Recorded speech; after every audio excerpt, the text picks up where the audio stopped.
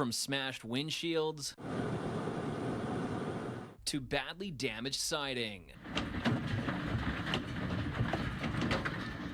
Calgarians flooded social media Monday night, documenting the destruction left behind by an intense thunderstorm that produced large hail, massive amounts of rain, and strong wind gusts.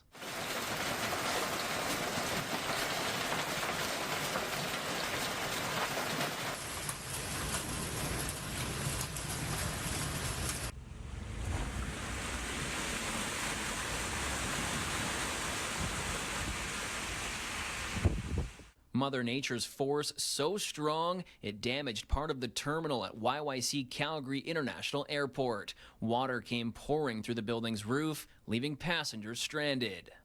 Oh, sorry. Oh, my.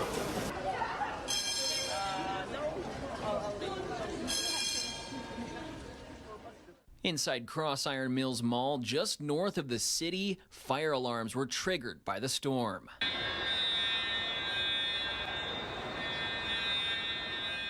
And this was the scene just outside the mall as shoppers tried making their way home.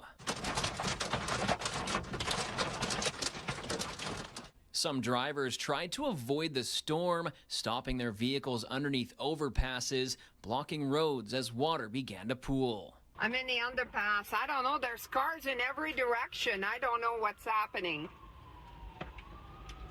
This is insane. There's no way to know the cost of the damage sustained yet, but the last time a massive hailstorm hit the city, the estimated repair bill was $1.2 billion. In Calgary, Jaden Wozni, City News.